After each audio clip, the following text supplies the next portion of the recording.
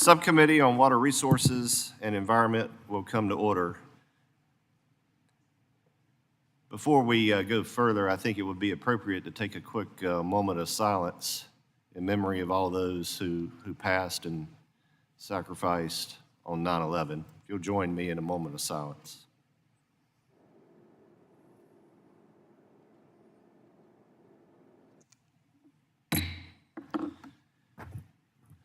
I ask unanimous consent that the chairman be authorized to declare a recess at any time during today's hearing. Without objection, so ordered. I also ask unanimous consent that members not on the subcommittee be permitted to sit with the subcommittee at today's hearing and ask questions. Without objection, so ordered. As a reminder, if members wish to insert a document into the record, please also email it to documentsti@mail.house.gov.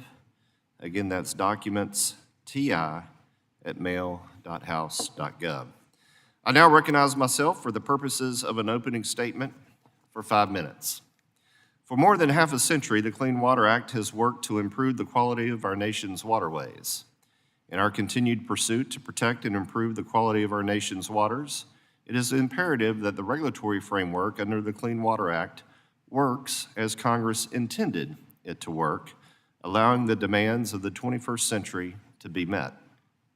To do so, we must have environmental protection and economic development. This critical balance that protects the environment without unnecessarily hampering our economy and private property rights. To achieve this, we must also balance the role of the federal government with that of the states and municipalities. The Clean Water Act was never envisioned for the federal government to have control over every ditch and mud puddle. It left room for states to protect their waters as they best see fit. So consider this as well. Our competitors in China, as well as elsewhere in the world, they don't care about regulations or environmental permitting.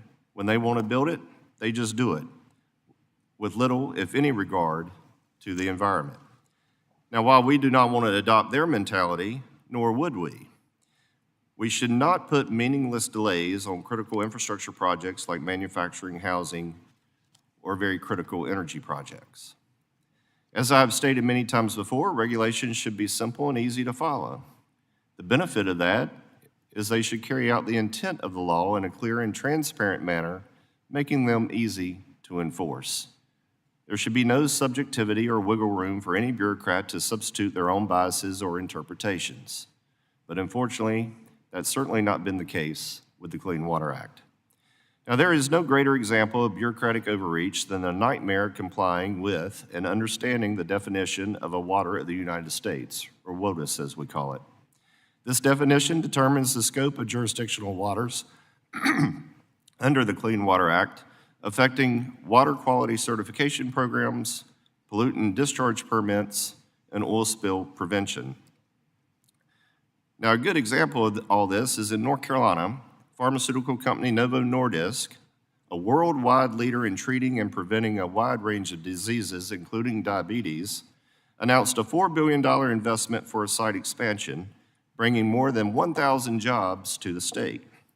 In October, they requested a jurisdictional determination, or JD as we call it, which never came. They were told to apply for a permit to modify it once a JD was issued. They have since applied for a permit without determination. However, the permit review process, can take more than a year. Novo Nordisk cannot conduct on-site avoidance and minimization analysis before they know what parcel of property must be avoided, nor can they conduct an off-site alternatives analysis without a clear concept of how their site works against other sites that may or may not have similar issues. And this is just one example of many instances across the country where economic investment and job creation, and in this case, public health as well, are all stalled due to this vague process. The Supreme Court's ruling in Sackett versus EPA last year provided a decisive win for America's farmers, small businesses, and property owners. Yet despite the court's clarity, there remains a distinct incongruence between the ruling and the latest definition of a WOTUS from this administration, which has led to a new round of legal challenges and additional confusion. When Assistant Secretary of the Army for Civil Works, Michael Connert, testified before the subcommittee last December, he reported a backlog of more than 4,000 jurisdictional determinations that need to be made. While the administration claims some progress has been made in improving these, the inconsistent and piecemeal approach it is taking in implementing its WOTUS rule is causing serious delays on a variety of different projects around the nation. Sackett struck down the significant nexus test and held that a WOTUS must have a continuous surface connection to traditional navigable waters. That ruling was over a year ago, and we just passed the one-year mark since the administration issued its revised rule. Farmers, home builders, businesses, manufacturers, and many other hardworking Americans rely on the Corps and EPA for predictable, workable, and stable WOTUS regulations. The administration has not yet delivered. So in summation, the administration's implementation is not in accordance with the Sackett ruling generally, nor is it consistent project to project where JDs have been issued. So I remain concerned about the lack of transparency and lack of consistency with which this revised definition has been implemented. We are all still waiting for clear and consistent guidance on which everyone can rely. The decision to approach WOTUS on site-specific basis without clear training and universal application has served only to muddy the waters, no pun intended, of a very clear and straightforward Supreme Court ruling. So I look forward to hearing from our witnesses today about their experiences and challenges with WOTUS implementation since the Sackett decision and what recommendations they have for us in Congress so we can work to provide surety to Americans who rely on clear implementation of this important rule. I now recognize Ranking Member Napolitano for 5 minutes for an opening statement. Thank you, Mr. Chairman, for yielding time to me. For the past 25 and a half years, I have made protection and preservation of water a primary focus of my time in Congress. In the arid West, where annual droughts have become an unfortunate consequence of warming climate, I have worked to make our communities more resilient to climate change, such as ensuring my communities are prepared for their current and future water needs. I have worked with local officials to promote the conservation, recycling, and reuse of every drop of water available, knowing of these ongoing challenges that may soon face every community in the United States. I grow frustrated with the heated and often misguided rhetoric on the scope of waters protected by the Clean Water Act. In my view, we get lost on questions of who is best suited to protect our water resources, rather than thinking about the importance of rivers, streams, lakes, and wetlands for current and future needs. Mr. Chairman, clean water was not always a partisan issue, and no issue has more support among American families than the protection of the nation's waters. Yet, in recent years, this issue of comprehensive Clean Water Act protections has become so politicized that it may become increasingly difficult to find any commonalities. For this, I cite the example, this issue is prominently highlighted in the Extreme Project 2025 Manifesto. It has been the focus of 2 failed Congressional Review Act efforts to overturn vital clean water protections, and recently, decades-old water protections have fallen to a Supreme Court that time and again substitutes its own conservative philosophies for the established legal precedent or clear statements of our congressional intent. In the aftermath, we're left with a nation less prepared to protect its precious water resources and less capable of ensuring long-term health and resiliency of our communities, our neighbors, and our future generations. History has shown that current state-by-state approach to protecting rivers, streams, and wetlands is likely to fail, as it did before the enactment of Clean Water Act. Without minimum levels of protection, states will negatively be impacted by pollution from upstream sources if neighboring states choose not to put the same priority on protecting water resources. Without minimum levels of protections, farmers, business, and communities may no longer rely on sufficient, safe, and sustainable water supplies of water to meet our quality of life needs, our economic and agricultural needs, and our day-to-day survival, especially in arid regions of the West. Without minimum levels of protection, American families may be forced to pay more for safe and reliable resources of water for their homes, if such resources even remain available. Without minimum standards of protection, businesses will face different requirements and standards in every state or community, likely increasing complexity and cost of doing business, will again result in higher prices for American families. Mr. Chairman, my remaining time in Congress, I remain committed to protecting clean water for more people, not less. I believe the Supreme Court purposely chose to substitute its own philosophy over decades-old legally grounded efforts to protect water quality. That's why I joined the ranking members, Len Larson, Congressman Beyer, and Congresswoman Stansberry in introducing Clean Water Act of 2023. I believe this bill will restore the minimum levels of protection struck down by the conservative court, but can put back into place predictable federal-state partnership which protects our rivers, streams, and wetlands for over 5 decades, all while providing predictability and certainty to American businesses. To me, the answer is clear. We should recognize the familiarity and workability of the historic Clean Water Act and get on with the preservation of our health, of our economy, as well as that of our communities, of our environment, and our water-dependent futures. Mr. Chairman, I yield back the balance of my time.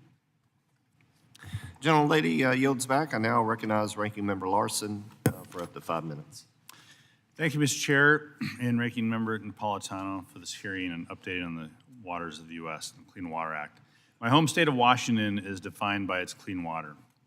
From Puget Sound to the hundreds of lakes and thousands of miles of rivers and streams, Washingtonians know that protecting these rivers, streams, and wetlands take work, and that the health of our water bodies are intertwined. Our waters and water-related economy depend on the historic protections of the Clean Water Act and its pollution prevention programs. It is more effective and less costly to prevent pollution than to clean up pollution. This is true in Washington State. It's true across the country. When Congress passed the Clean Water Act over 50 years ago, members recognized the effectiveness and importance of comprehensive pollution prevention measures, stopping pollution before it happens rather than simply cleaning it up. The Clean Water Act was enacted on an overwhelming and bipartisan basis. Before this law, rivers and lakes served as little more than open sewers. Lake Erie was pronounced dead, and Ohio's Cuyahoga River literally caught on fire. Thanks to the Clean Water Act, the Cascade River in my district was recently designated as an outstanding resource water by the state of Washington, which now protects the river from any future activities or development that would degrade its water quality. In passing the Clean Water Act, the Congress specifically noted that a state-by-state do-it-alone approach was, quote, inadequate in every vital aspect, end quote, and left waters severely polluted and expensive to restore. For decades then, Republicans and Democrats shared these bipartisan principles to defend clean water, maintain a strong federal-state partnership to protect waters, stop pollution from entering the system in the first place, and support a robust federal floor of protections while allowing states to do more but not less. After the Sackett decision, the robust federal protections for our nation's waters have been eliminated for more than 50% of wetlands and up to 70% of streams. History has shown that a lack of strong federal water quality protections makes it difficult and expensive for states to protect their waters if neighboring states adopt a lesser standard. States are now faced with a decision on how to handle pollution of the countless non-navigable streams, lakes, and wetlands once protected by the Clean Water Act. Some states will meet this challenge by establishing new state-level water quality standards for unprotected wetlands and streams, as the state of Colorado has done. Other states will choose to do nothing, or worse, pull back on state-level protections, like the state of North Carolina, leaving critical waters completely unprotected. Without uniform national protections, downstream states will be negatively impacted by pollution from upstream sources if neighboring states choose not to pass new protections. Last Congress, though, we did pass the bipartisan infrastructure law, affirming our commitment to improving water quality infrastructure. The BIL included significant investments in water infrastructure, providing $13.8 billion in federal dollars for upgrading wastewater systems, preventing pollution discharges, and supporting restoration programs in places like the Puget Sound. These investments are critical, providing a lifeline to communities across the country struggling to maintain water quality. Such a large federal investment was a down payment to address the backlog of water infrastructure needs across the country. The Sackett decision reduces the federal role and the effectiveness of these investments. And the federal role reduces the federal role in the successful partnership that has been the Clean Water Act. If we're to maintain the same historic protections, states will have to step up and spend more resources on protecting water quality. Unfortunately, states will be doing so from scratch without decades of experience from the EPA and the Army Corps of Engineers. In this post-Sackett world, we must find ways to leverage federal experience in assisting states that are stepping up to maintain water quality protections. But Congress can do its job as well and legislate a solution. Passing the Clean Water Act of 2023, a bill I introduced in partnership with Ranking Member Napolitano, would restore the historic bipartisan protections that the Sackett decision removed. So I want to thank the witnesses for joining us today, and I look forward to your testimony. That'll yield back.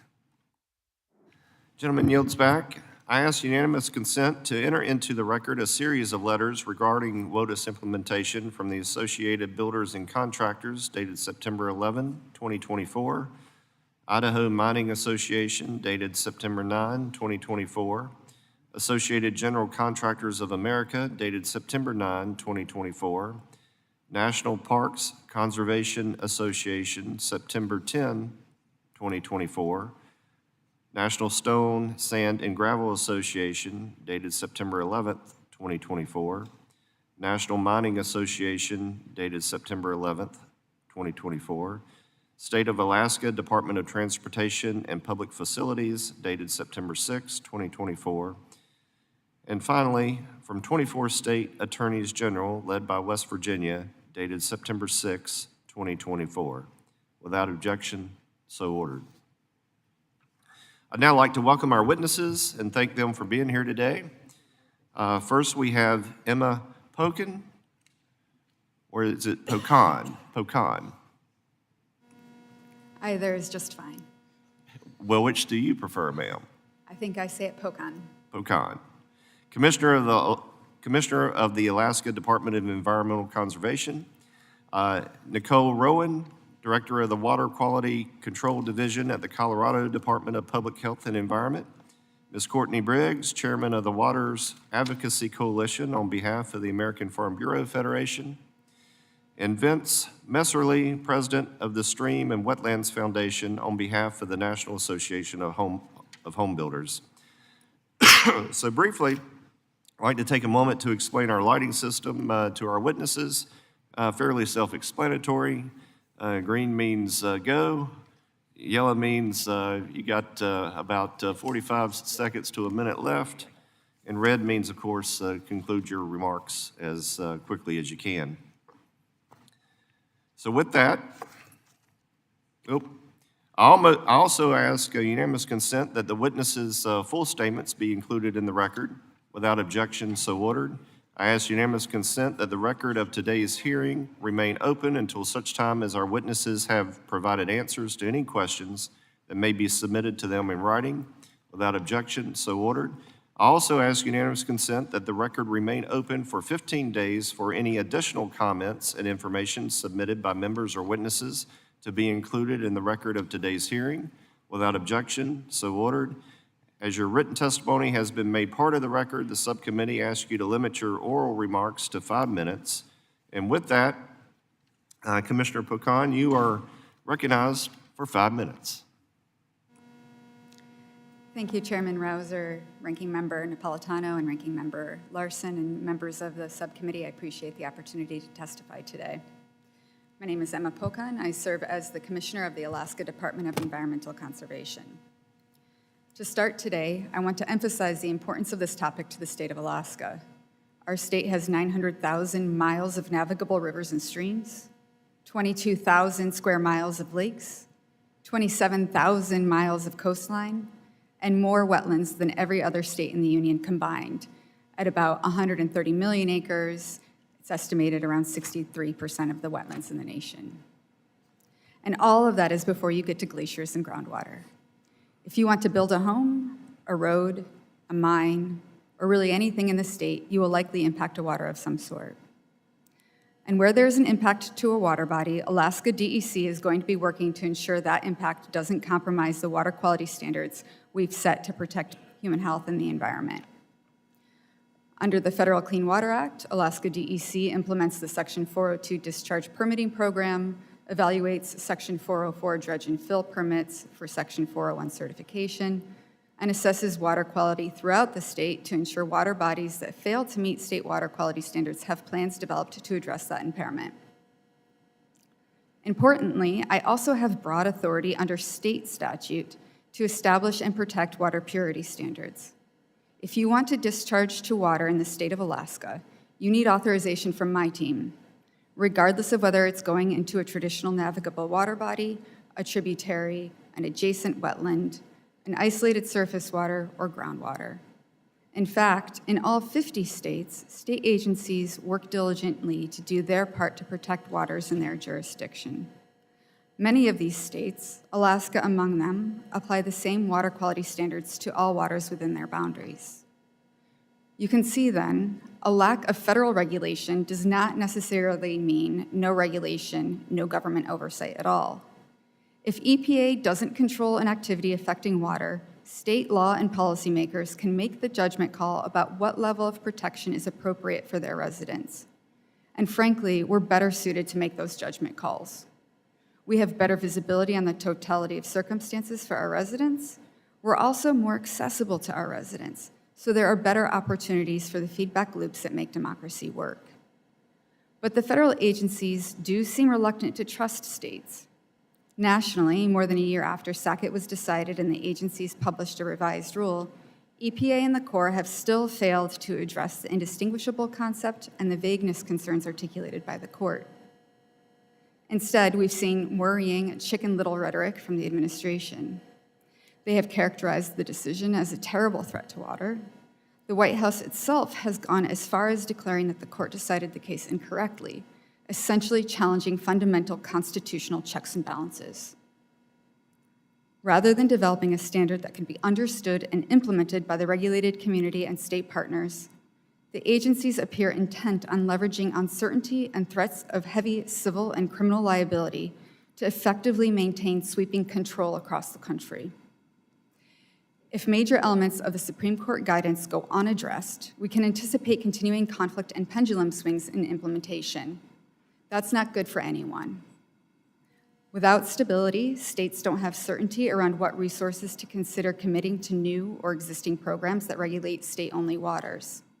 And the public we serve will continue to either go through unnecessary and expensive permitting exercises, getting approvals from the incorrect authority, or, as the court feared, choosing to forego productive activities on their land entirely.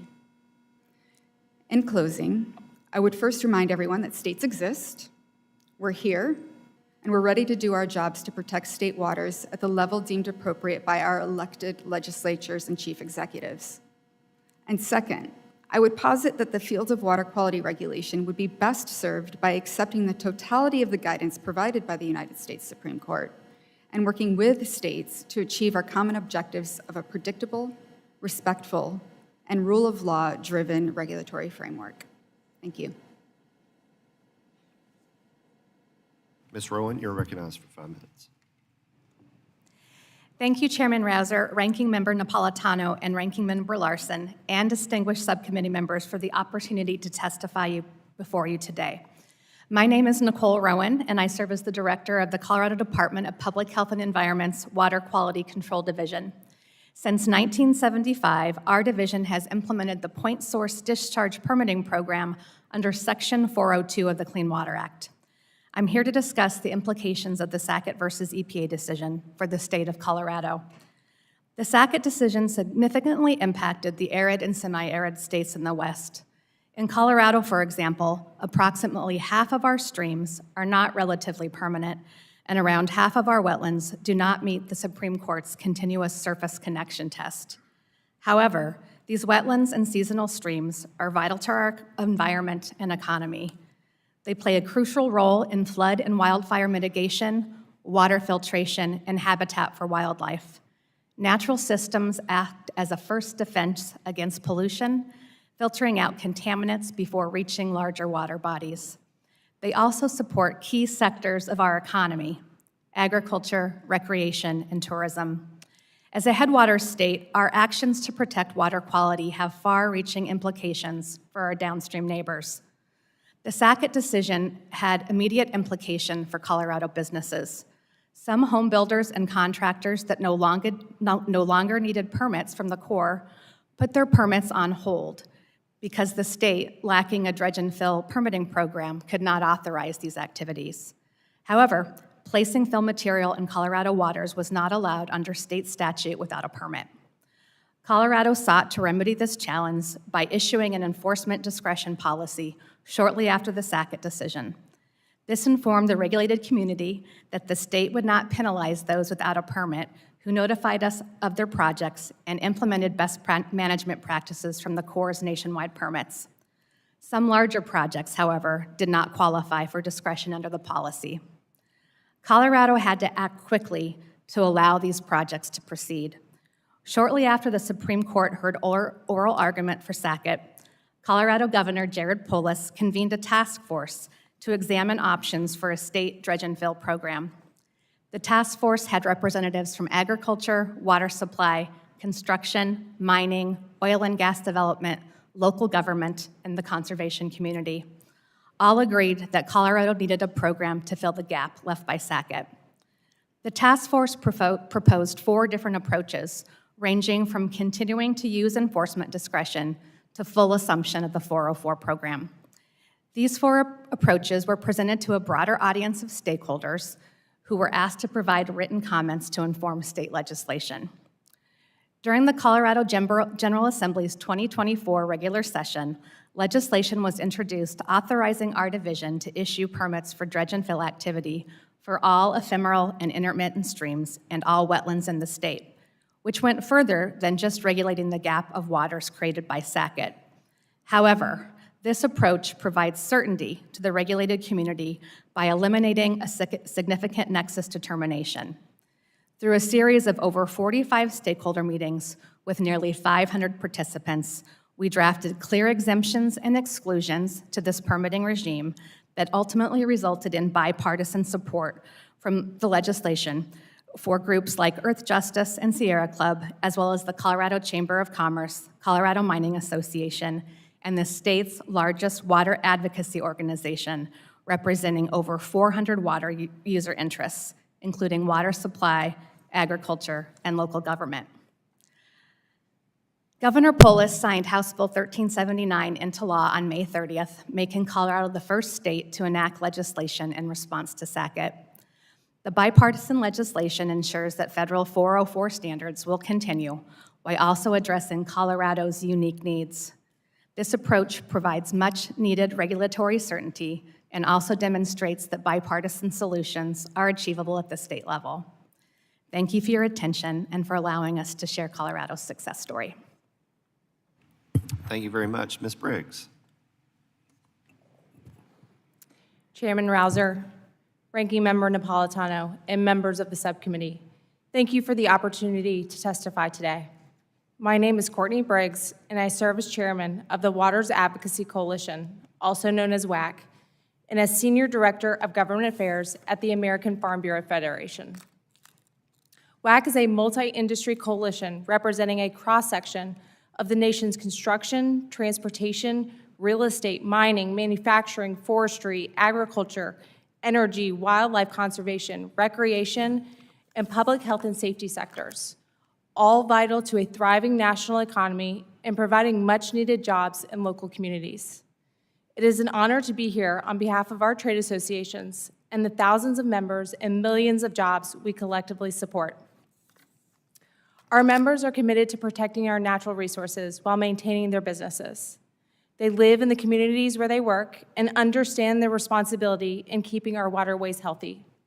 However, the Biden administration's interpretation and implementation of WOTUS lacks clarity and certainty for landowners and businesses and stretches the federal government's jurisdictional reach beyond the limits of what is legal. Over the last few years, we've seen the Biden administration offer a new WOTUS definition. The Supreme Court hand down a highly consequential decision in Sackett, and then the agencies respond with a conforming rule and numerous agency memos. Despite a clear ruling in Sackett, there have been no clear directions from the agencies about which water features are regulated by the federal government and which are left to the states. Instead, the agencies are making up the rules as they go. They have failed to clarify the meaning of relatively permanent and continuous surface connection, which are crucial terms for defining the scope of federal jurisdiction. It seems the agencies want to leave these terms undefined, allowing them to exploit the gray areas that persist in a post-Sackett world. By leaving these terms undefined, the agencies gain unchecked power to regulate land and natural resources, creating murky waters for regulated entities. In this ambiguous regulatory regime, American businesses and landowners are left guessing where the line of jurisdiction lies, despite the severe penalties for Clean Water Act compliance. Either $64,000 per day for every day of noncompliance or jail time. It is thus all too easy for our members to unknowingly break the law. To put it simply, WACK members are tired of playing the agency's never-ending guessing games. The agencies have also neglected to provide clear implementation guidance to stakeholders. Instead, WACK members began hearing feedback that secret implementation guidance was being distributed by Corps headquarters to the districts, with strict instructions not to share publicly. The agency's refusal to release the secret guidance forced many WACK members to submit FOIA requests. The agencies responded with substantially redacted text, stating that the guidance was deliberative. How can something that is being used on the ground to make determinations that directly impact regulated parties be deliberative? The agency's implementation improv is putting our members' projects and the communities that rely on them at risk. This is a flagrant abuse of power and a blatant disregard for government transparency. Rather than offering clear guidance, the agencies are relying on memos haphazardly placed on their website with little public notice. Each memo gives a small snippet as to how they are implementing this rule, leaving stakeholders to play connect the dots with their livelihoods on the line. Many of the concepts outlined in these memos run counter to the decision in Sackett. The agencies offer no mechanism for appealing the memos, no opportunity for public comment. These memos are effectively rulemakings hiding in plain sight. It is unacceptable that 1.5 years since Sackett, the agencies continue to flout the court's ruling and hold project proponents and states hostage in regulatory limbo. Our nation's job creators, small businesses, farmers, landowners, and even states remain in the dark about how the rule is being implemented. This is especially concerning given the serious penalties for even negligent Clean Water Act violations, such as simply moving dirt in the wrong place. The agencies seem more interested in charting their own course than adhering to the Supreme Court's decision. Thank you so much for the opportunity to testify today, and I look forward to your questions. Mr. Messerly. Sorry. Good morning, Chairman Rouser, Ranking Member Napolitano, and members of the subcommittee. I appreciate the opportunity to appear before you today on behalf of the National Association of Home Builders. My name is Vince Messerly. I'm president of the Stream and Wetlands Foundation based in Lancaster, Ohio, and we're a mitigation bank sponsor and in lieu fee program sponsor. During the past year, the implementation of the revised WOTUS rule, Post-Sackett, has been a tremendous letdown for home builders and wetland consultants. Particularly, this has been frustrating on two fronts. The agencies are not faithfully adhering to the Supreme Court's holdings, and the regulated public has been stiff-armed in the implementation guidance. We must be clear, the Sackett was not a controversial decision. All 9 justices agreed that the agencies exceeded their federal authority. The significant nexus test clearly overstepped the Clean Water Act. For decades, NAHB has advocated for a clear and predictable WOTUS. Housing production is linked to successful permitting. As a mitigation banker, I work in partnership with home builders to navigate the Clean Water Act. Our purpose is twofold: safeguarding the environment while allowing the creation of housing. Housing attainability is at an all-time record low. According to NAHB's Priced Out study, nearly 80% of households are unable to afford the median price of a new home. The picture becomes more stark when you consider that for every $1,000 increase in a new home's price, an additional 106,000 homes or households are priced out of the market. Uncertainty and delays in permitting, especially as it relates to WOTUS, needlessly increase housing costs and turns the American dream into just that, only a dream. Here's how the EPA and the Army Corps missed the mark on the revised WOTUS rule. Instead of relying on the significant nexus test, the agencies are now relying on undefined regulatory terms, relatively permanent waters, and continuous surface connections. They left these terms undefined in the preamble before and after the Sackett decision. These undefined terms are being used to connect isolated wetlands to WOTUS via unregulated streams or features such as ditches, swales, pipes, etc. This has morphed into a game of 20 questions for home builders and other project applicants asking how far away is just too far to document connectivity. The uncertainty and confusion are having significant impacts on the home building and infrastructure projects. Based on the agency's 10 coordination memos, we can gather 195 feet is a relatively short distance and can be used to determine jurisdiction, while another example, 2 miles away, is just too far. The court was clear. To assert jurisdiction, a wetland must be adjacent to WOTUS. And to be adjacent, wetlands must be indistinguishable from the waters of the United States, meaning there must be no clear demarcation. Yet the agencies are tracing connectivity between features that are clearly distinguishable. Last December, Congressman Duarte shared before the subcommittee during a hearing with Michael Connor of the Army Corps of Engineers his personal experience with swales being wrongly used to establish connectivity. As for transparency, during the same hearing, Mr. Connor said that the agency's implementation guidance will be a public process. Unfortunately, that has not manifested. The agency's issued final post-Sackett rule invoking the APA, good cause exemption, which precluded public comments because it was deemed unnecessary. Given that our members are unclear on the WOTUS regs, NAHB has sent a FOIA request to the Army Corps requesting implementation guidance. Over 6 months later, NAHB finally received a formal response with reams of redacted information. And some of the only unredacted information we received were multiple copies of the same slide deck used for public seminars. Regrettably, these webinars were one-sided. We were invited to participate, but our lingering questions surrounding WOTUS implementation were completely sidestepped. Moreover, during a March 22nd stakeholder meeting with NAHB and others, EPA was asked whether their coordination memos were nationally binding. This is a critical issue because under APA, national binding documents must be open for public comment. As we tried to proceed for an answer, the EPA simply ended the conversation. To boost housing production and improve affordability, the residential construction industry needs a clear and predictable Section 404 permitting process. This predictability can be achieved if Congress codifies the definitions of relatively permanent waters and continuous surface connections, or alternatively, tells the regulated community what features do not fall under these definitions. Thank you again for the opportunity. We look forward to working with you, and I'm glad to answer questions. Thank you very much, and thank all of you for your great testimony. Ms. Pocan, I appreciated hearing your testimony about the important role that states play in regulating and implementing water quality standards.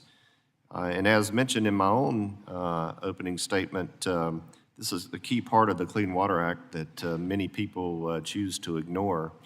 What has the state of Alaska's experience been post-Sackett, and what are you hearing from the Army Corps of Engineers in Alaska? Thank you, Chairman.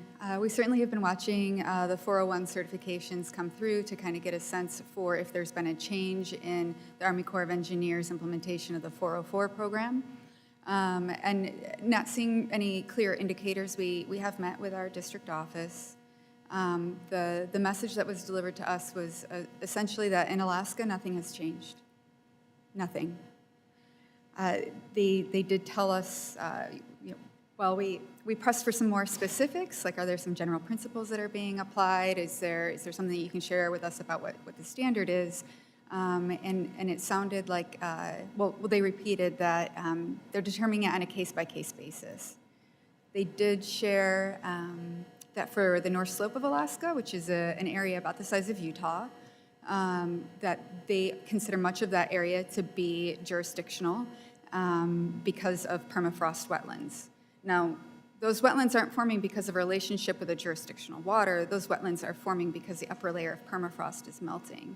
And so you have this massive area that just by virtue of being a wetland that is adjacent to a wetland that is adjacent to a wetland is adjacent to a wetland that is then abutting a navigable water body. There doesn't seem to be any limit to this contagion, that as long as on the surface there is an ecosystem that can be characterized as a wetland, there are saturated soils, the Corps of Engineers will claim jurisdiction over that.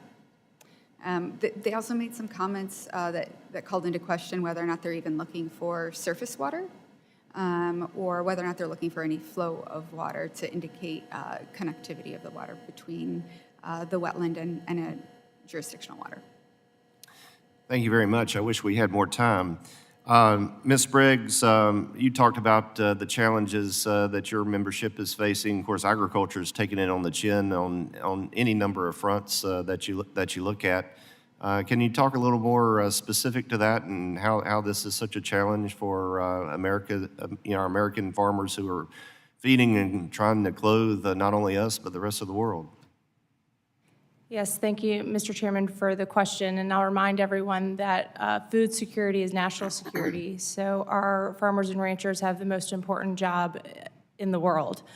WOTUS continues to be an issue. The problems that I already outlined, the lack of clarity with the rulemaking, and now no implementation guidance. They're not giving our members the roadmap on how they're expected to follow the law.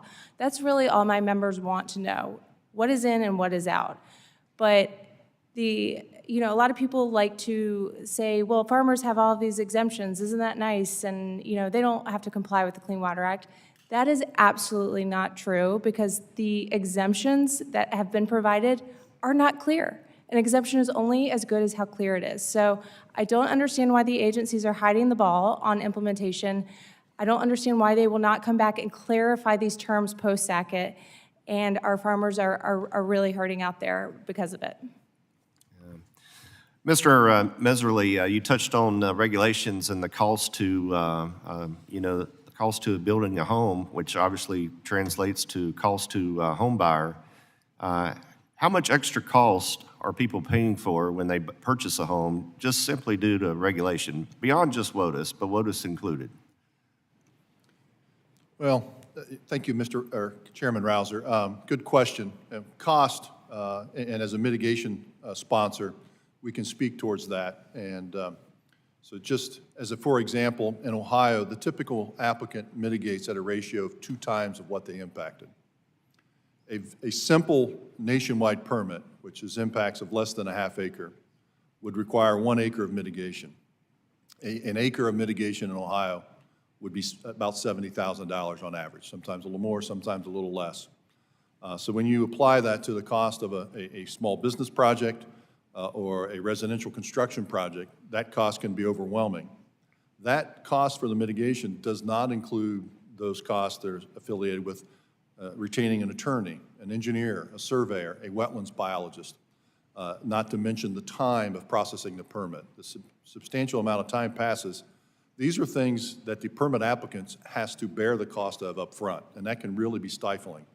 And by that I mean is that's not something they have a loan for. This is something they're paying out of pocket until they secure that permit and the project can be implemented. There are a lot of permit applicants that never get submitted. They die before they ever get there just because of the overwhelming cost. Yeah. Those that scream about affordable housing, and we all want the most affordable housing possible, are the same ones who put all the regulations in place that keep it from being affordable. Anyhow, just an editorial comment. I yield to my good friend, Ms. Napolitano. Thank you, Mr. Chair. Ms. Rowan, you testify the impacts of Sackett decision are particularly stark in many western states, such as Colorado, where water both increasingly scarce and vital to the long-term economic, environmental, and social health of our communities. I believe that every state go-it-alone approach is inconsistent with congressional intent on the Clean Water Act and will likely result in increased costs and decreased water quality available for our communities.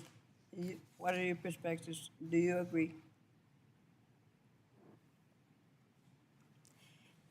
Thank you, Ranking Member Napolitano. Yes, we agree. Colorado's a headwater state, and our water flows to 17 downstream states, and protecting water quality is very important. I think an example of that, a recent example is our work with the state of Kansas. We've been working to address salinity issues across the Arkansas River and Arkansas River, as they call it in Kansas, on both sides of the state line, particularly focused on protecting agriculture. And my state is currently dependent on other upstream states for much of its municipal, agriculture, and industrial water supply. I applaud your state's efforts, but recognize that not all states prioritize or invest in protecting interstate water sources of water. What is the likely consequence if bordering states place different priorities on protecting what are, in essence, shared multi-state water resources? Thank you, Ranking Member Napolitano. I think one thing that we've appreciated about federal standards and other parts of the Clean Water Act that we implement is that there is a consistent and uniform federal standard, and it provides some level of protection. I think what we hear from businesses is having a uniform standard is good for business, and it provides the certainty that the regulated community needs. Thank you. What is the economic impact to American families, businesses, and farmers if existing sources of potable water fail to protect or, worse, eliminate due to neglect, destruction, or pollution? Thank you. I think one of the things that we've been really focused on in Colorado is making sure that those impacts don't occur. And that's why we were so quick to stand up enforcement policy and work to pass this legislation in Colorado. Thank you. I believe the question of who should ultimately be responsible for protecting rivers, streams, wetlands has become hyper-politicized, and some parties now are unwilling to engage in meaningful conversations on involving this decades-old issue. You've done a wonderful job on that. Yet you discuss the success of your state in negotiating with often competing sectors within your state, including the agriculture, water supply, construction industry, and conservation communities. Any advice for us in Congress to promote a meaningful dialogue on this issue?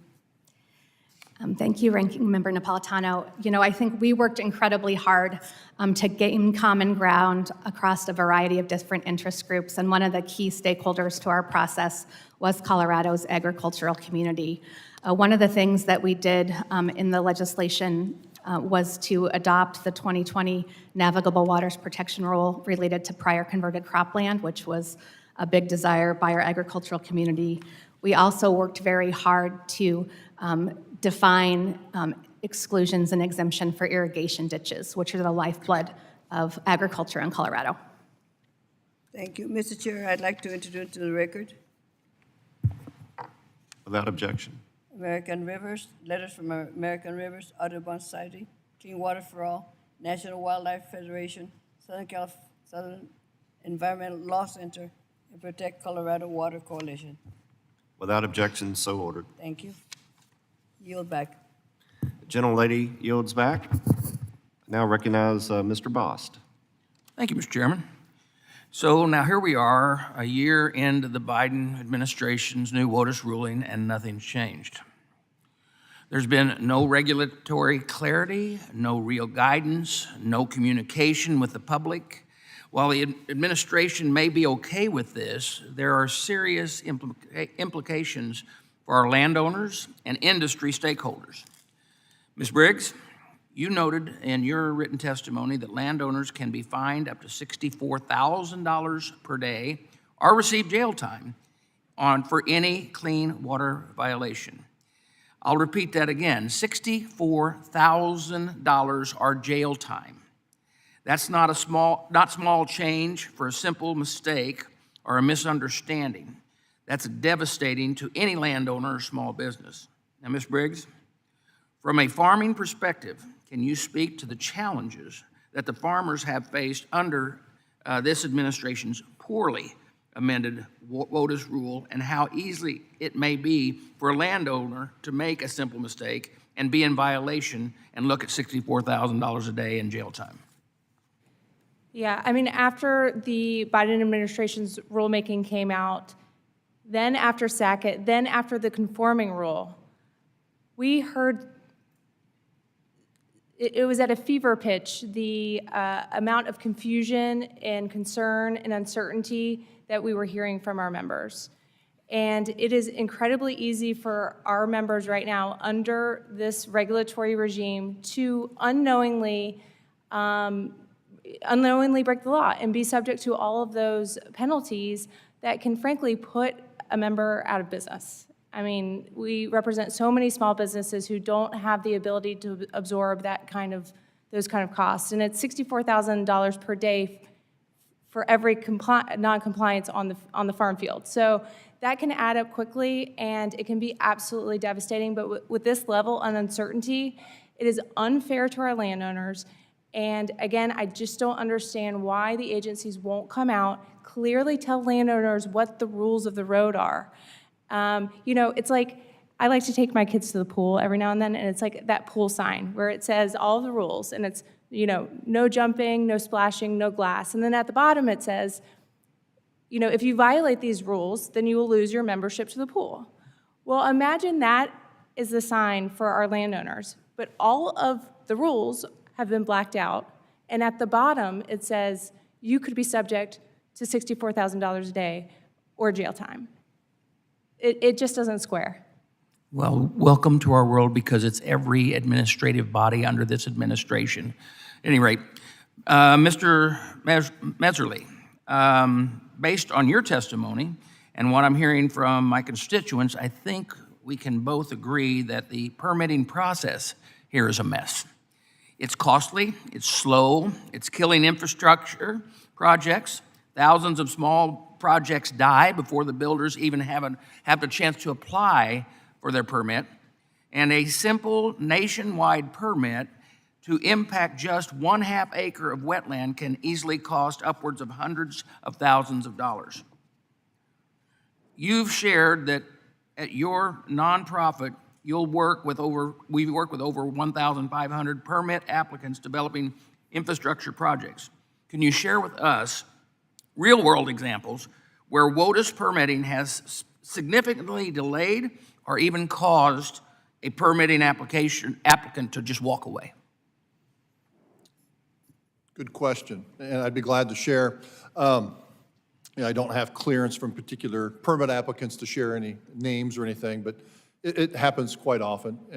Usually it's small business owners that call, and they just never even bother to apply after they talk with me and find out what the cost is.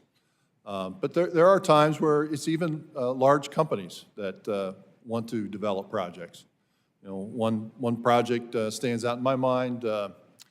Northeast Ohio, the applicant wanted to impact wetlands to build a large commercial operation.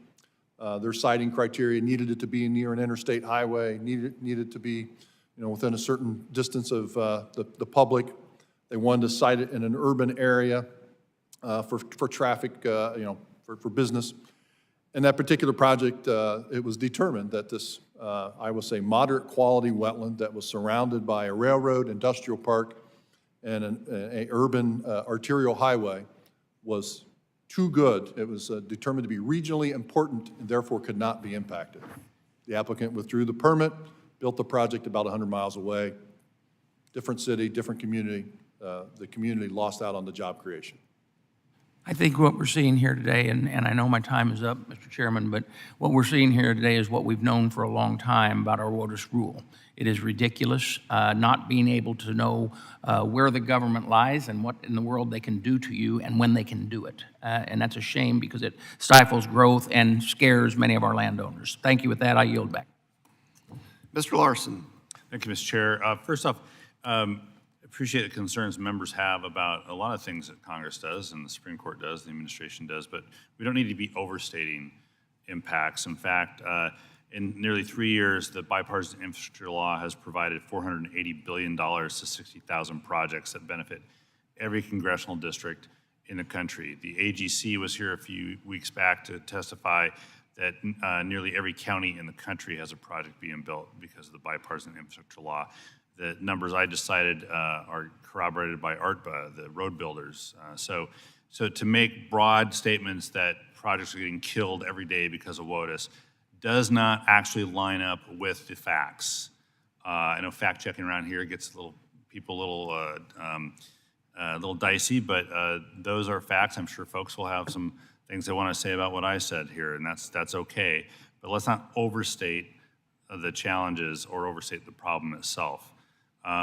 Because there's another set of the problems that the Sackett decision brings, and that's undermining just the basic principle of cooperative federalism that Ms. Rowan had discussed in her testimony.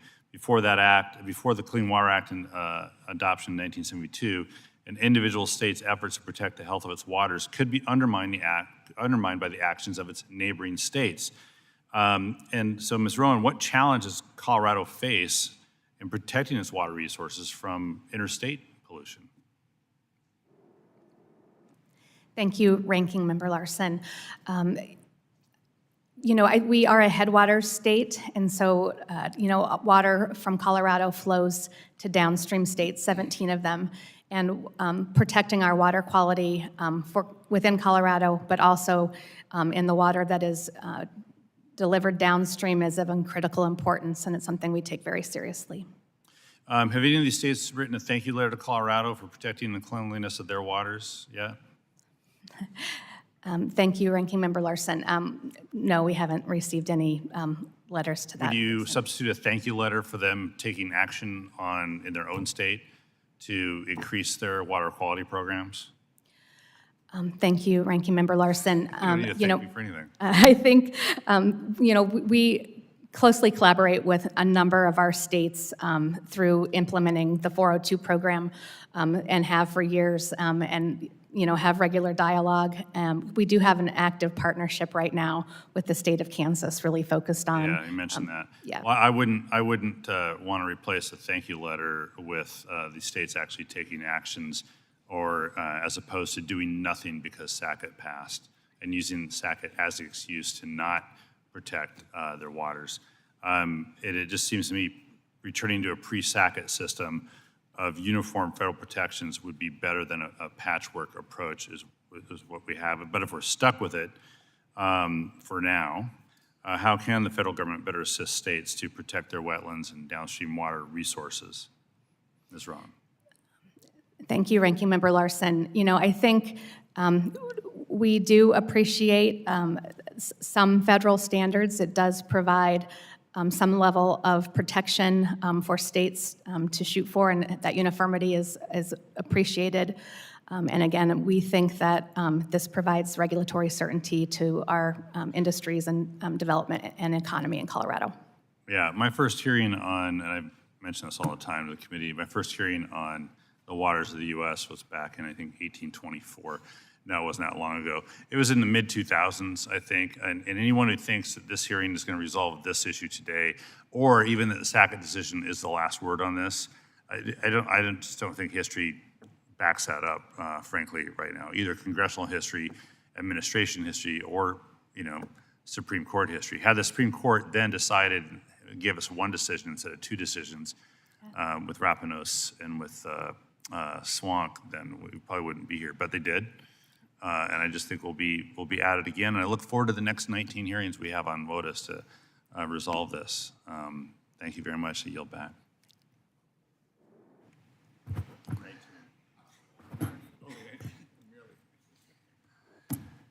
Fun. Mr. LaMalfa. Thank you, Mr. Chairman. I appreciate the opportunity to have this hearing, whether it takes us one or 19 more, because indeed, Clean Water Act and many other environmental measures have been weaponized to stop people from doing much things. Look at the Sackett decision itself. They wanted to build a stock pond on their own land and were thwarted for many years and much pain. And if you want to look at a Clean Water Act problem, I'd invite the panelists and everybody else to take a look at the Klamath River post-dam removal and how nasty and mucky and silty that river is, with little regard towards what would really happen. They were just so hot to get those dams out. Anyway, so I guess this would be tilted towards Ms. Briggs and Mr. Messerly as well.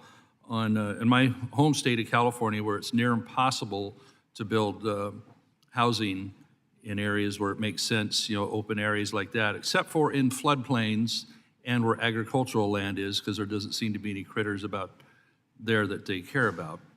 So, Mr. Messerly, for example, in Butte County, we have something called meadow foam, and they seem to think there's several different species of meadow foam. So, if it grows in what's called a vernal pool, which holds water for a few minutes after rain, that is a wetland, and that's an endangered species. Meanwhile, they're growing meadow foam up in Oregon as a seed oil plant, and so you have this. But prime areas where housing could be built outside of floodplains and outside of agricultural land is unusable.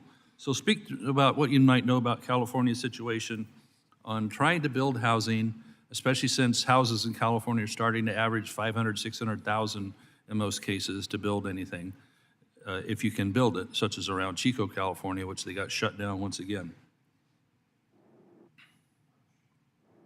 Not sure I quite followed all your question. Well, I threw a lot out there. So just talk about availability of building homes and what it's doing to the price structure, especially in California for normal people. Yeah, and, in an agricultural area, and Courtney could address this as well, but, the question would be, are these waters of the United States, is it prior converted cropland or not? And, from a species standpoint, I'm not familiar with the species in California, but this one that you're talking about sounds like it could be very difficult to identify, but it's also rare, and that makes it even more harder to identify. Well, it's not rare in Oregon if you're harvesting the stuff, but it's called meadow foam, and it's fairly prolific, but it seems to be protected, and it prevents homes from being built or other stuff on suitable land. And so, that ties in a whole nother topic, the Endangered Species Act, and that intertwines, because of the nexus of the 401 and 404 permitting programs, you get pulled in by the ESA as well. Well, they use the Clean Water Act in order to have the waters of the United States apply to every vernal pool, which was some of these grow in. Ms. Briggs, you've heard the situation here where land that had been idle but had been farmed extensively in the past, but for some years was idle, and then you go back to start farming it again, and you're in trouble from the EPA along with Army Corps for somehow violating the Clean Water Act, which I would tell you, when this was passed back in the 70s by Congress, if Congress would have passed a bill that's being interpreted the way it is now to stop any type of development or farming, those members of Congress would have got thrown out on their ear for passing such a bill. It's been reinterpreted time and time again. So Ms. Briggs, talk about how unfair that is that you've had farmable land and that they keep changing the interpretation of the WOTUS rule. From 2008, it was changed by Obama up until 2015, then it was only applied to half the country, and then President Trump was able to change it in 2020, which was promptly rescinded by Biden in 21, which led us to the Sackett case in 23. How much sense does this make, trying to farm under all these conditions? You talked about the pool rules. Oh, I mean, it's incredibly difficult with the pendulum swinging back and forth and the ping-ponging of rules based on changes of administration. There's no clarity, there's no certainty for our members. So they just don't understand where that bright line of jurisdiction is. It doesn't exist under these rulemakings. And you talk about, land that's been idled in California. Again, the ag exemptions are only as good as how well they're written. And we have problems with prior converted cropland.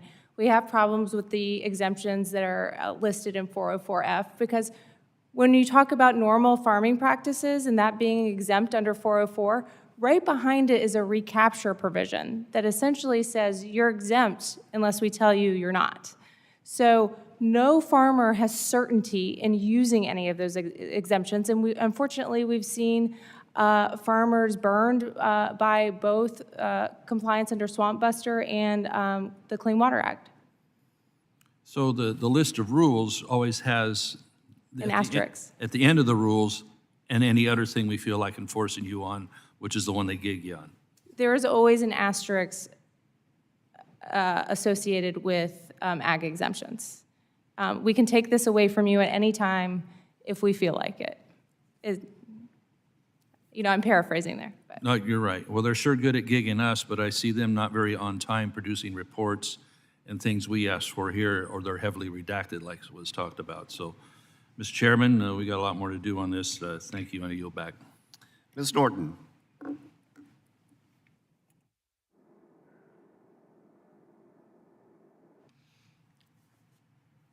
Thank you, Mr. Chairman.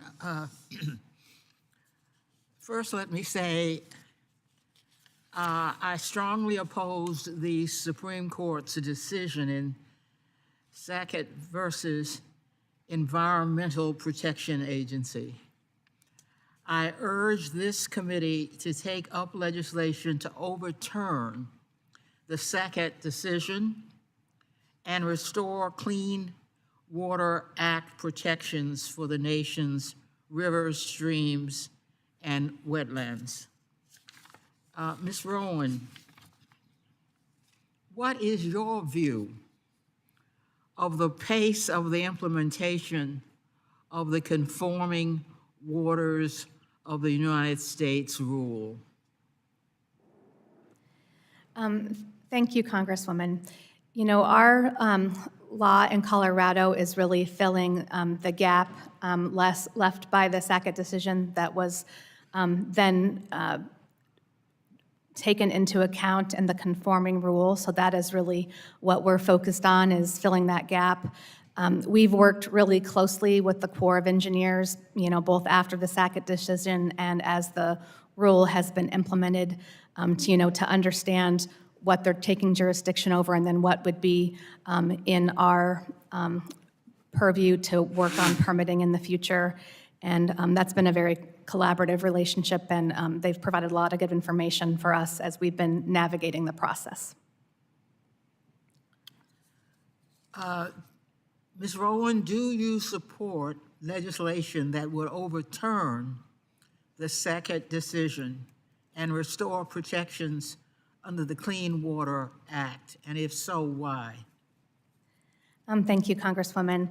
I think returning to a pre-Sackett regime, would provide, a uniform level of protection across the United States. We have found that businesses and regulated entities really like certainty, and especially when they're working across different state lines and the different businesses, it does provide them the certainty from a regulatory perspective. Thank you. And again, I urge this committee to overturn the Sackett decision, and I yield back.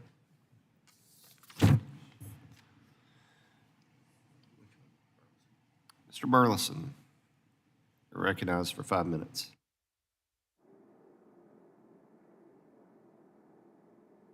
Thank you, Mr. Chairman.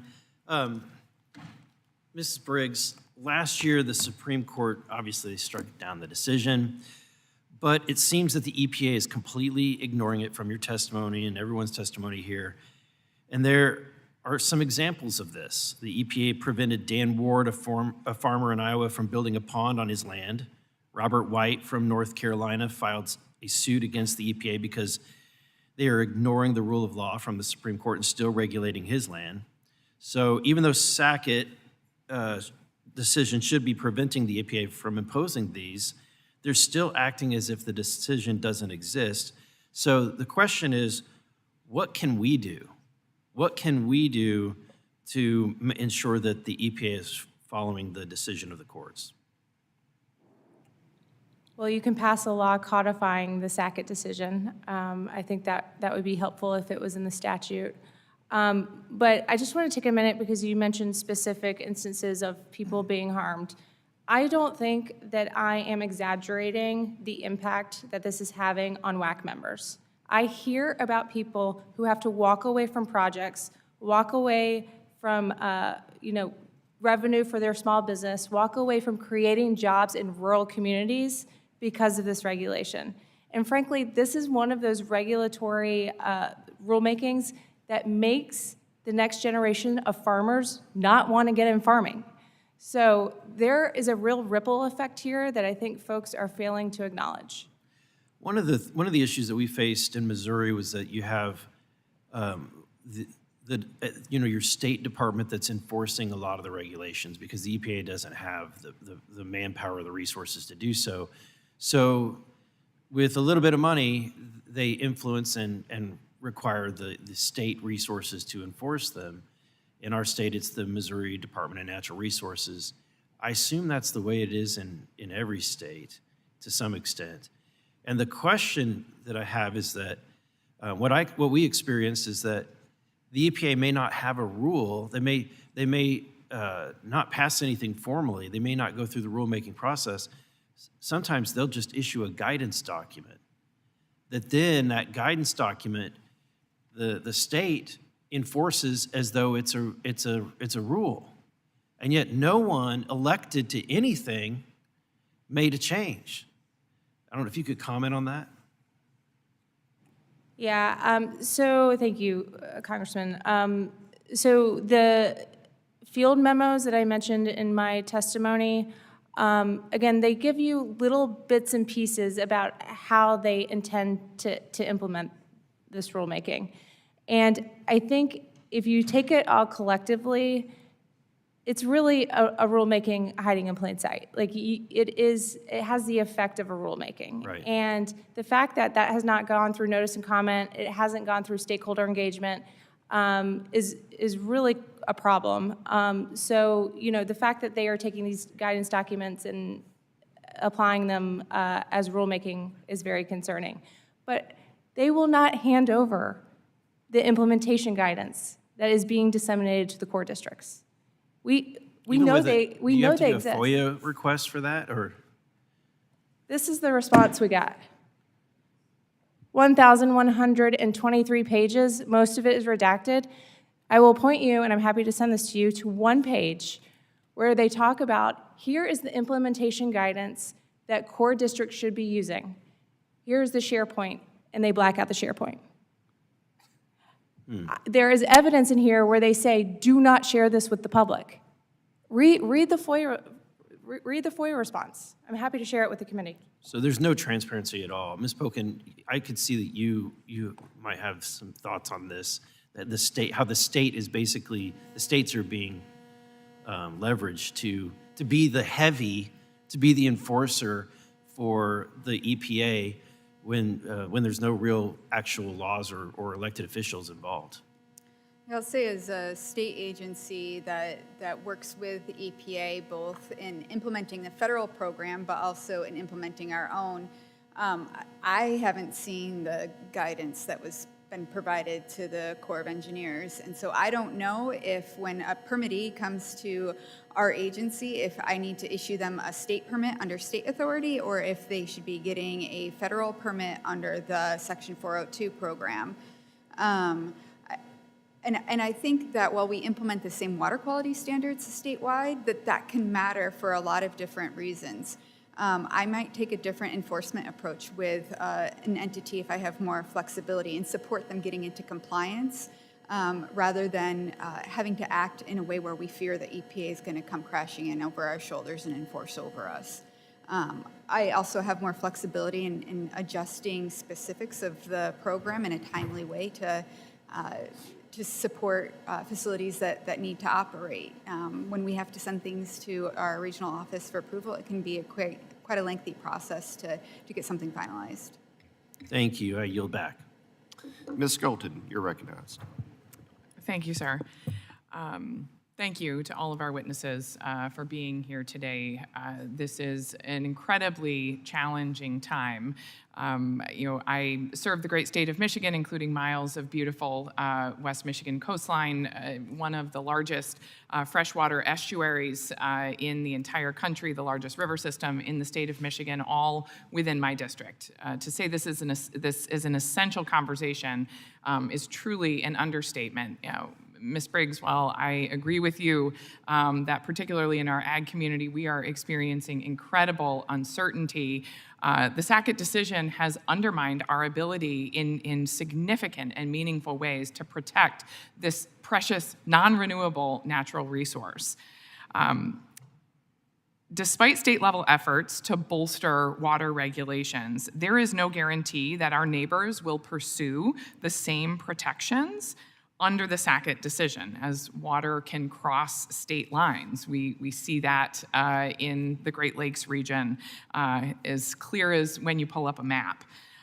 This ruling may ultimately hinder Michigan's efforts. We're one of 3 states which has been, designated the authority to govern our own wetlands to enforce those laws. Ms. Rowan, Colorado has similarly sought to maintain strong water standards at the state level. Can you speak to the burden states that have led in safeguarding their waters must carry without strong and consistent federal protections post-Sackett? Thank you, Congresswoman. So I think an immediate need for our state, again, was making sure that the uncertainty that was left behind didn't hinder economic development and progress. And so, we had to really get creative quick and develop an enforcement policy. And we were fortunate enough, to have our legislature move forward, based on a lot of stakeholder support and common ground for a solution in Colorado that can hopefully withstand some of the back and forth that we've seen at the federal level. I do think that, one burden that we are facing is that we had to, put state dollars together to fund this program and be able to issue timely permits in the ways that our regulated community deserves and desires. And so that's one big impact is the financial burden. Thank you. As I mentioned, Michigan is home to the largest freshwater estuary system in this region, arguably in the world, considering the Great Lakes being the largest reservoir of fresh water. Also home to 275,000 acres of Great Lakes coastal wetlands, which are incredibly biologically diverse and imperative to the health of the larger Great Lakes basin. However, these coastal wetlands connect to groundwater sources and may be at risk as the groundwater connects below the surface, not meeting the post-Sackett definition of waters of the United States. Again, to Ms. Rowan, can you elaborate on how essential these wetlands are in ensuring water quality standards and healthy habits, as well as how Sackett may harm critical groundwater sources linked to these wetlands below the water surface? Thank you, Congresswoman. Coming from an arid West state, our water is very important and valued, and, wetlands provide a very critical way to and a natural solution for filtering pollutants and protecting downstream water supplies. And, also have an impact on protecting our groundwater sources, which are used for a variety of ways in Colorado for agriculture, drinking water. And so it is just vital that we did find a way to protect this resource in Colorado. Thank you. I invite anyone else to offer comments in the remaining few seconds that we have. Could I add? Yeah. Thank you, Congresswoman. I empathize with the concern over state resources and having adequate funding, and applaud Colorado for making that investment. I would add, though, that I don't know that, so under our 402 program, for example, which is where the federal government has jurisdiction and we are implementing a federal program, funding is grievously short currently. And so for our program, for example, we get about, $1 million, $1.5 million through EPA and federal funding for that program, and then we invest $5 million of state funds. So I think a lot of states are already providing an investment in protecting their waters. And so I don't know that the post-Sackett world is necessarily that dramatic of a change, but I do think that if EPA and the executive wanted to better support states in protecting our waters, that funding the federal programs that we're implementing would be a good step in that direction. Thank you. I appreciate that. And, again, without clean water, we're not going to be able to enjoy the incredible apples, blueberries, asparagus, and the vital ag industry that we have. And, again, believe me, I hear you on the uncertainty. Our farmers are existing in the margins right now. This is a serious issue that demands a serious response from legislators on both sides. Thank you again for your testimony today. I yield back. Gentlelady yields back. Ms. Malloy, you're recognized. Thank you, Mr. Chairman. I've been sitting here listening to this, and I've done a lot of work in permitting and project planning in my career, and it seems like a lot of the conversations about this start from the assumption that if the federal government isn't managing something, if they don't have jurisdiction over something, if we don't define it as WOTUS in this particular instance, that it's going to get destroyed. And I appreciate all of your testimony because I hear all of you saying that we're actually doing a pretty good job of managing in the states and even in industries, and that we don't have to start with the assumption that the federal government isn't doing it. It won't be done correctly. And I like that because government's a blunt instrument. And one of the other things I'm hearing is that people who are required to comply with this, which is everybody, don't know when they're in compliance. And because the full power of the federal government is behind this, that's a really scary situation for someone to be in. So I'm going to filibuster here for a second, and then I do have questions. So I heard from my constituents that the Corps of Engineers released a 143-page manual to its people in order to help them determine when someone's in compliance. If you are at the Corps of Engineers and you have to have a 143-page manual to determine compliance, it really seems like that's going to be a problem for a family that wants to build a stock watering pond on their land. They're just not going to be able to make that determination, but they could be facing potential jail time and the kind of fines that nobody can actually afford. And then I represent Utah, and in Utah we have a lot of ephemeral streams. We get snow melt, like you do in Colorado and Alaska, and it runs downhill, and if we have a good snow year, there might be water in places we don't normally have water. And if we have not a great snow year, there's not much water. And it makes it really tough for people to figure out how to apply these definitions to places in Utah. And I have a responsibility to represent my constituents who can't figure out with a 143-page manual and a bunch of letters from agencies whether they can move forward on something. So my first question, and it's for all of you, we're going to start with Ms. Pocan and go down the list. In your experience, do these long processes of getting permits create better outcomes? I think I can confidently say that the process could be better streamlined, particularly where there's a federal intersect. As I mentioned earlier, if we want to adjust our approach based on site-specific circumstances or other conditions that are unique to a facility or to a location, that can be a quite lengthy process working with the federal government, and so lengthy that often it just doesn't work for the facility that needs to be able to operate. So then they're faced with either not operating and maybe giving up the business plan, or operating in non-compliance, which also isn't a good option that they want to follow through with. So I think that the process could be improved. I also think that states tend to be a little bit more nimble, and we have the awareness of a fuller totality of circumstances that are affecting our facilities and our residents. Thanks. So I'm going to put you down as a no. It's not actually creating better outcomes. It's just a lengthy process. Ms. Rowan? Thank you, Congresswoman. I do believe that there are good outcomes from the permitting process. I think when it comes to our wetlands and seasonal streams, what we're talking about here is kind of losing chunks of them in their entirety, and it's hard to get them back. So I do think that the permitting process helps protect in that regard. I think also in Colorado, our history has been that a vast majority of the permitting proceeds under the general nationwide and regional general permits, which I'm going to rush you a little because I'm almost out of Okay, time. sorry. And I had a couple more questions I wanted to ask. Ms. Briggs, does the length of the permitting process help the outcome? No. Thank you. Mr. Messerly? Thank you. So it seems like No, the ma'am. court made a move to limit the jurisdiction of these agencies, said they're overreaching in Sackett, and then in light of the Chevron decision, it seems like the court is signaling that they don't want agencies to keep overreaching their authority. But we're sitting here talking about how agencies are trying to go around that and redefine it, and that they're defining their authority as if we have jurisdiction, then people are safe. I just don't think that's true.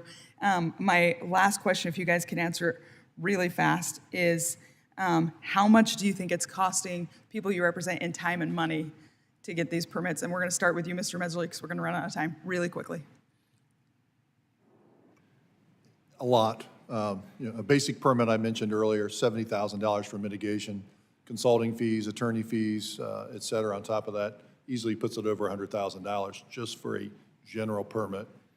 On average, we typically see applicants needing upwards of 2 acres of mitigation, so it just escalates from there, multiplier, and so it's very expensive. Thank you. I want to hear your answer, Ms. Briggs. I'm out of time. I don't know how 5 minutes went I'll by just say so the cost fast. of delay. Yeah, I'm going to follow up with all of you in writing for answers on this and the other question I didn't get to, because I think this is really important that we get answers. Thank you. Gentlelady yields back. Ms. Hull. Thank you very much. My questions are for Ms. Rowan. Thank you for being here today. My questions are because, Oregon, like Colorado, we have state protection laws and that now differ from the federal laws, and we're all trying to work out how we interpret these things. So as you've worked with the EPA and the Army Corps while developing your program, what have you found most helpful in the technical assistance that's provided, and where do you feel like you could have better technical assistance? Thank you, Congresswoman. Thank you for that question. One of the things we did in crafting the legislation was really hearing from our stakeholders about what's working about the current federal process and trying to get an understanding of what not to take away, because they actually like certain portions. And the Corps was very, very helpful in, as were our stakeholders, in helping us understand how exemptions and exclusions how they operate in Colorado. And one of the things that we did with the legislation is, really have a more expansive set of exclusions and exemptions for the variety of activities and water body types in Colorado. So they were very helpful in helping us understand how that's worked historically. I think another area where we are going to continue to work really hard, and I think we have a unique opportunity as a state, is how we do mitigation moving forward. And so I think that's going to be critical as we stand up our new program. Thank you. Also, do you feel like you've had the clarity provided that's necessary to determine state versus federal waters? Thank you, Congresswoman. We are really focused on, again, filling the gap that Sackett left behind. And so the Corps has been working very closely with them to let us know when a water in Colorado is not a WOTUS, so that we can work with those entities to make sure that they have what they need to keep moving forward with their project under our enforcement discretion policy and now as part of our permitting program. All right, and then could you just go into more, I know you've touched on this, what's been the feedback and public perception for affected parties and stakeholders of how WOTUS has changed in your state? Thank you, Congresswoman. After the Sackett decision, the Nature Conservancy did a public survey in Colorado from voters from all political affiliations statewide. And what that survey found was that 67% of those surveys really wanted to see some state level of oversight to fill the gap. Excellent. Thank you, and I yield back. May I- Mr. Collins.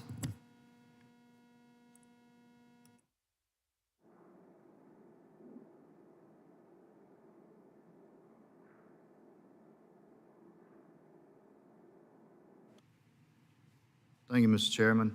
I'm going to jump right in. I mean, I've been jumping around like a jumping bean, I think, here this morning. Mr. Messerly, Home Builders Association. I just want to start out, if you could, give me some real-world consequences of an ambiguous definition to WOTUS, and what does it exactly mean for my constituents? So, Mr. Collins, make sure I understand your question correctly. You're asking, what is the definition of water in the United States? Well, I mean, it's ambiguous at best, so, I mean, what's it, what are the home builders out there seeing, and how is it affecting my constituents? Yeah, the biggest effect, to be honest with you, when you look at the definition of water in the United States, the vast majority of the definition is very clear. Navigable waters, territorial seas, oceans. You know, in the 1890s, they defined. What's that got to do with home building? But when you get it down to, you know, by the time you get to the headwaters where they're building houses, where they're farming, where they're ranching, where they're mining, those are where the rub is. And those waters need to have a continuous surface connection with the relatively permanent water. So when your builders are getting permits, and they don't know if the water is federally, if the feds have jurisdiction or the states, right? That's where we're going with this. So what do? They just, they bide their time and wait till the good old federal government, who we all know works at a pace of a snail, going backwards? Well, they just give up, throw their hands up and say, hey, let's just go ahead and pay everything we need to and get this out of the way. sometimes they give up and sometimes they concede, other times they walk away. You know, Does that actually cost the home builder, the person buying the home at the end of the day? At the end of the day, that cost gets passed on. You got any estimates? To that person living in that home. You got any estimates or anything on what you think it's costing? Does it add 20%? It could easily add that. If you're building for a single residence, it could easily add more than that. But you're talking, again, anybody, from an affordability standpoint, from a financing standpoint, every $1,000 of increase in a house takes away 106,000 eligible borrowers that could be borrowing money to qualify to buy that house. And I would think right now with the way mortgage rates are and the way that building construction material costs are, that's pretty substantial. It can be very overwhelming. Over a rule that has affected building houses. Correct. Which we really don't know what the rule is. There is some ambiguity, that's for sure. Some ambiguity. Yeah. And I would add. That's putting it lightly. Yeah, I would add, I've never met somebody. Being nice. Yeah, that's anti-environmental. They want to protect the environment. They want to do the right things. I think why the WOTUS definition is so contentious is the permitting program is broken, and the cost to comply with the permitting program is excessive. And so it's almost a death sentence when you get that notice that you have a water in the United States that you have to deal with. I'll tell you what, I want to move to Ms. Briggs just for what time's left. I understand that many Waters Advocacy Coalition members' organizations filed Freedom of Information Act requests to obtain more information on how the agencies are implementing WOTUS. What kind of response did you receive from them? First, I just want to say that this WOTUS rule is standing in the way of affordable housing, renewable energy projects that are benefiting communities like the construction of schools, and environmentally beneficial projects like the development of wetlands. I've heard from many states that are wanting to build wetlands in order to improve water quality, but they can't get through the 404 permitting process. But to answer your question, we did get a response. Most of it was redacted, and they once again failed to provide the implementation guidance. We know it exists through the documents. We know they don't want the public to know it, but they have not handed over. What was the reason for redacting? They said it was deliberative, so I don't understand. They're still deliberating? I don't understand why it's labeled deliberative. But this is the guidance? Yes. But it's not finished, because we're deliberating. That is what they It's are not saying. classified, right? It's just deliberative. They say it is deliberative, therefore they are still deliberating over it, but it is being used in the countryside. Mr. Chairman, this is nothing but typical overreach from the federal government, who doesn't really care what input anybody puts in anything or what anybody says. They're going to do what they feel like they want to do and try to hide whatever they can. I would like to enter into record, if I could.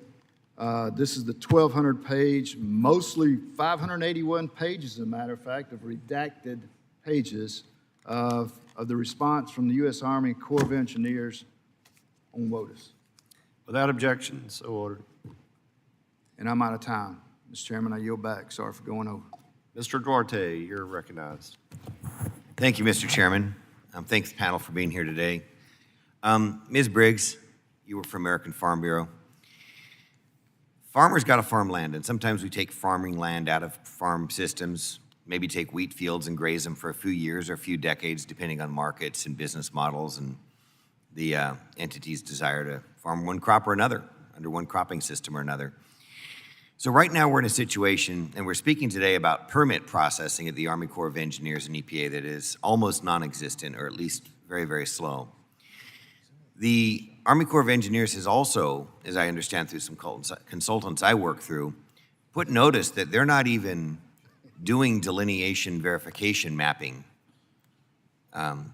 work right now. If you're a farmer and you simply have a professional biologist map the wetlands that might be jurisdictional on your land using their best understanding of what wetlands may or may not be jurisdictional, from whatever information they can get from the Army Corps these days, which may be vague, they're not even processing those right now because they're so backed up with permits, in my opinion, greatly regulating wetlands that they have no authority to regulate. Are you getting that feedback from any of your farmers?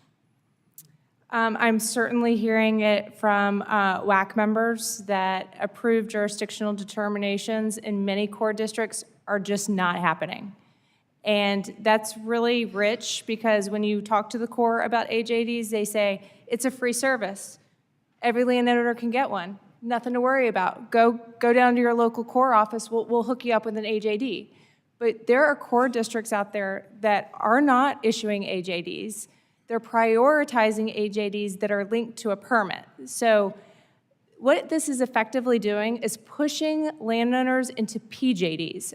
PJDs are basically when landowners concede that everything is, they throw their hands up and concede that everything is jurisdictional. They go through the mitigation, they go through the permitting process. It's the only way to move the process forward. So if you don't concede jurisdiction to the Corps, they will not process your delineation maps. In some core districts, that is correct.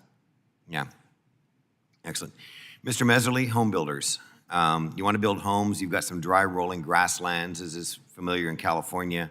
It doesn't look like a wetland to anybody who is wetlands. A U.S. Geological Service doesn't map anything on the property as a wetland, but nonetheless, a home builder may need to submit a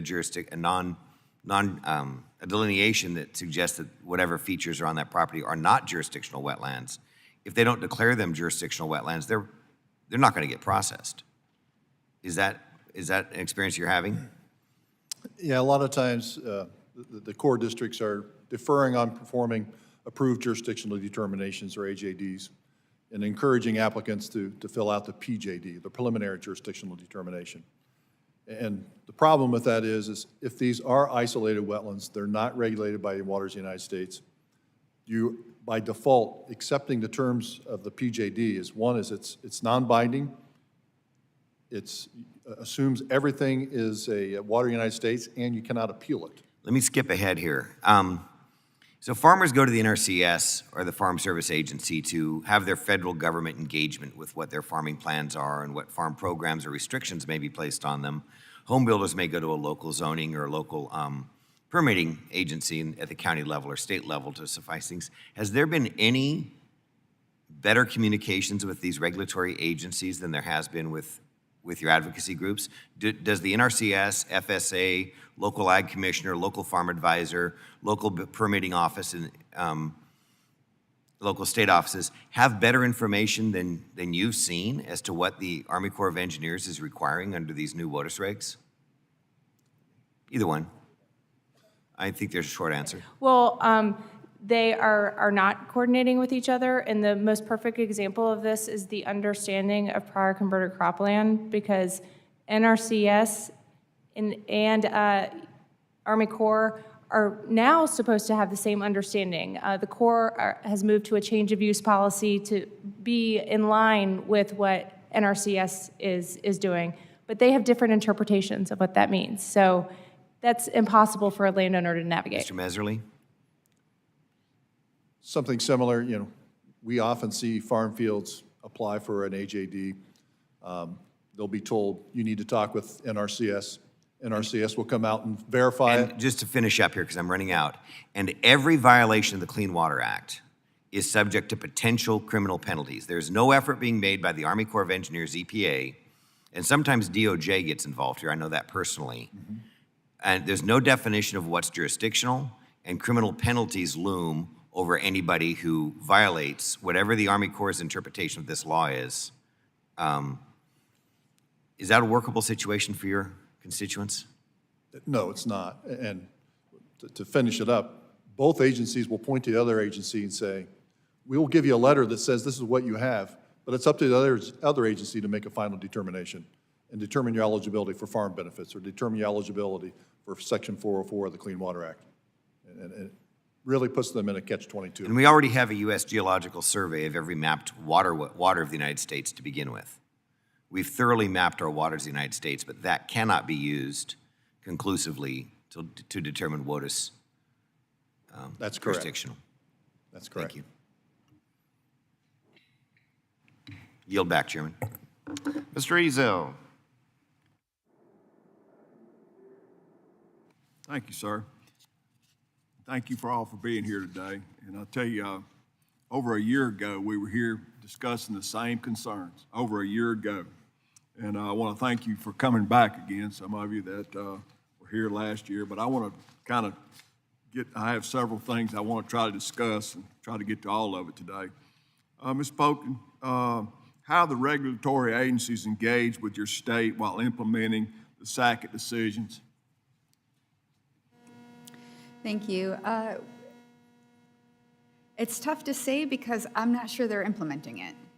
As I said, our district office for the Corps of Engineers has articulated that they don't think anything has changed in our state, but I would posit that indistinguishable should mean something, and I also think that the court's concerns around the vagueness should matter as well.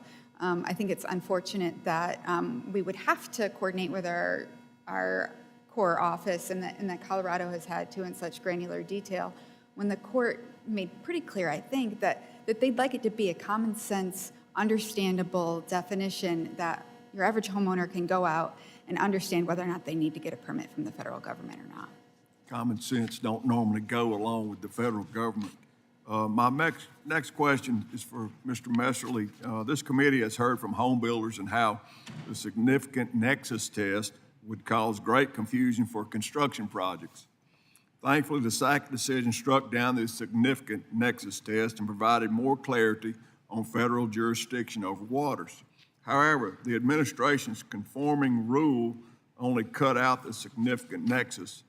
What are the areas of the Sackett decision that are not being implemented, and what effects are they having on home building? It boils down to a relatively permanent water and a continuous surface connection, where there is no demarcation of where one ends and the other one begins. And they're not simply following that.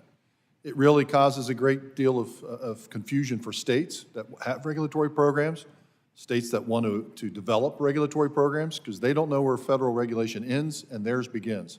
So it creates problems on both sides of the aisle. I look to Ohio. We have a tiered wetland approach for permitting approach for wetlands that the state regulates that are not waters of the United States. It works very well. Our state program was implemented after the Swank decision in 2001. I would encourage you all to look at that. The tiered permitting system has distinct timelines that must be followed, and permits are issued by default. We protect every wetland in Ohio. and it works very well. Very good. Following up, my district is a unique situation where projects may fall under 3 different Army Corps jurisdictions and subject to 3 different sets of standards. To eliminate confusion, it is incredibly important that all the Army Corps establishes clear standards across all jurisdictions. Mr. Messerly, given your experience, can you speak how different districts are implementing the Sackett decision, and how is it impacting industries across states with multiple core jurisdictions? All districts are not created equal, unfortunately. Yeah. There's great differences. Some are implementing Sackett almost exactly the way the Supreme Court ruled. I'm sorry, implementing WOTUS, but when we look at some other districts, they're really floundering. They're not able to process AJDs, they're not able to process permits, and it's debilitating in those districts. Thank you. Ms. Briggs, it was brought to my attention some Army Corps districts in Vicksburg have stopped issuing approved jurisdiction determinations altogether. What impact do you think this is having on the people in Mississippi? Yeah, I'm glad you brought this up because Vicksburg is one of the core districts that has said they're not approving AJDs, and resources are actually being moved from Vicksburg to other core districts.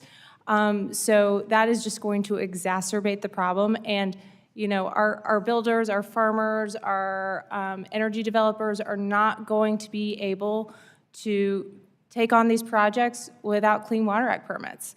And if I just may, you asked him a question about significant nexus. Right. And I would very much argue that the snippets that we've received through the field memos that the agencies have released, if taken collectively, fundamentally aren't that different from significant nexus. And this is what we feared as WACK. We feared that the court, they would get rid of significant nexus from the rulemaking, and then it would come up with a policy that has the same force and scope of significant nexus, but just call it something different. And that's what we think is materializing. Thank you. Mr. Chairman, if I could have one moment. Go ahead. Continuing you, Ms. Briggs, I know you are here representing the Waters Advocacy Coalition, but by trade, you represent the agricultural industry. Can you speak how this rule has impacted rural agricultural land and rural landowners like ones in my district? Keep it to about 20 seconds. It's confusion, it's uncertainty. The exemptions are really not providing the certainty that our members need in order to be able to use them. So. Thank you. Mr. Chairman, I yield back. Mr. Van Orden. Thank you, Mr. Chairman. I'm just going to say out loud what everybody here is thinking, because it's readily apparent. No one in Washington, D.C. knows what the hell they're talking about when it comes to this subject. Zero. Last year, we had a dude with a 40-pound brain who's a law professor lecture us about how to run farms. I asked him last time he was on a farm. He said his mom, this is like, we just pulled up the transcript, his mom used to get horse manure, and they used that in his garden. And those are his bona fides. There's simply enough stupid to go around in this entire problem set. And when I agree with Mr. Larson, what's going on here, right? That's dogs and cats sleeping together at this point. So here's the problem. Congress keeps putting their fingers into things where they don't belong. They don't. You know who knows what's going on here? You do, ma'am, and my farmers do. I represent the 3rd Congressional District of the state of Wisconsin. We have the largest contiguous section of the Mississippi River in any congressional district in the country. You go from Lock 3 to 11, right? From Red Wing down to Dubuque. We don't have a north-south highway in the 3rd Congressional District. We have the Mississippi River.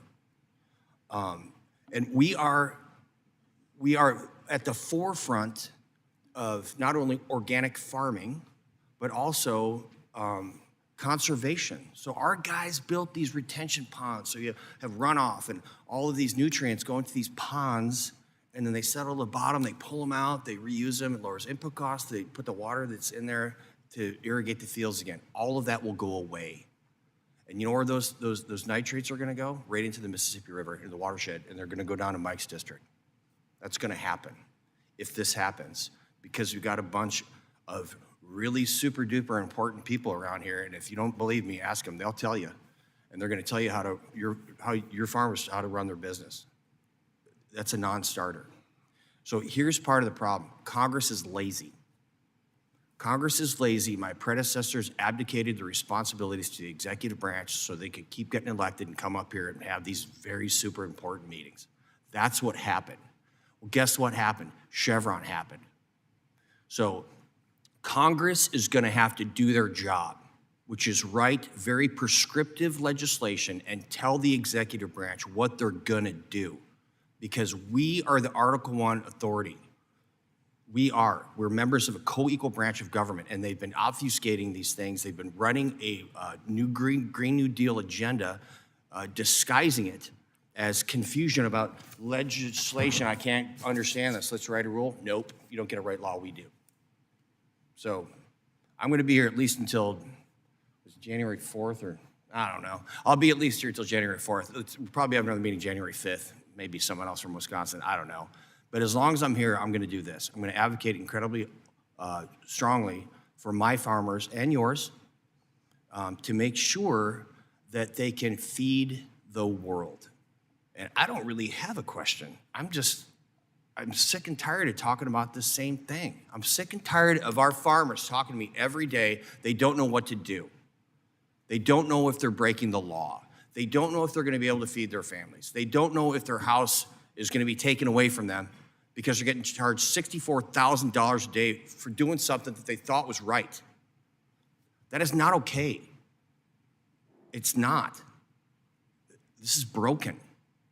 So when I get input from my farmers, and I sit down and I listen to this cat, and Val, my buddy from Oregon, who's a Democrat, and we go like, okay, let's craft legislation to make sure this works well. When we do that, we each represent 850,000 people. That's what the executive branch is supposed to do, not run their own agenda.